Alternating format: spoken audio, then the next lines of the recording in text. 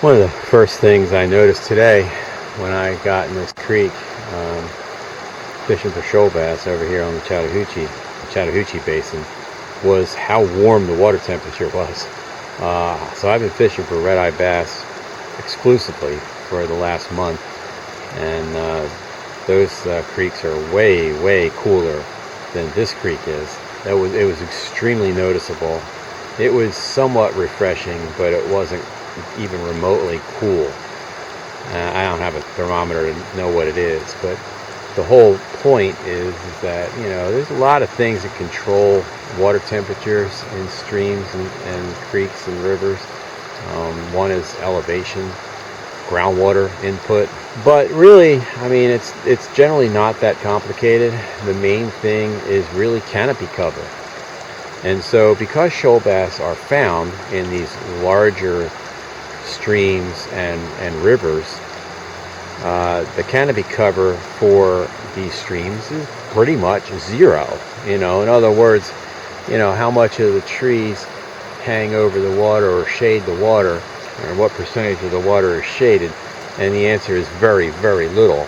You can just look, as I pan across this creek here, you can just see that very little of the trees are hanging over the river. Very little of the creek is shaded. That's exactly the opposite of redeye bass that are in small, wadeable streams that often are, no more than 50 feet wide.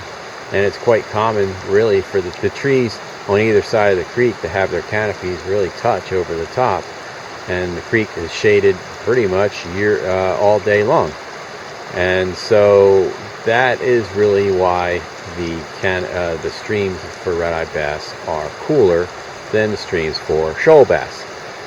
Now, if you think about redeye bass, one of the things we wondered when we started working on that fish was, well, is that important? Do these fish have a temperature maximum that perhaps could limit their distribution? Is that one reason why they're not found in the larger rivers and streams? And that comes to, or that falls into the category of one of the many things we don't know about these fish.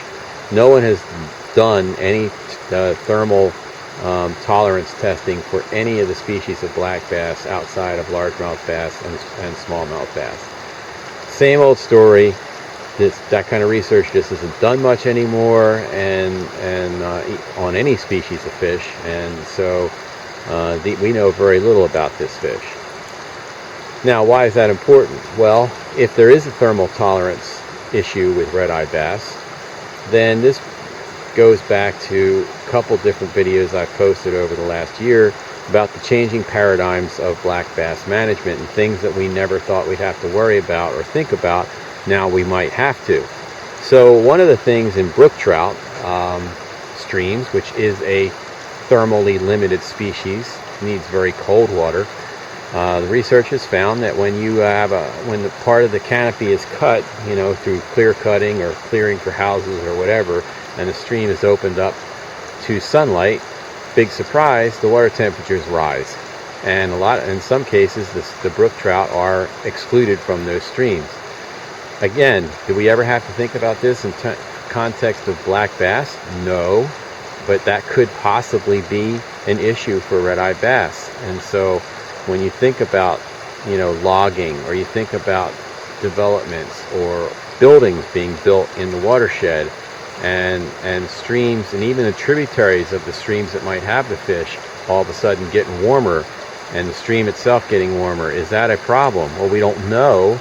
But it's something that up until the last decade or so, we've never ever had those questions about black bass. Trout biologists wrestle with those all the time, both here in the east and out west for cutthroat trout and other native trout species, but we never had to think about that here in the southeast for black bass until now.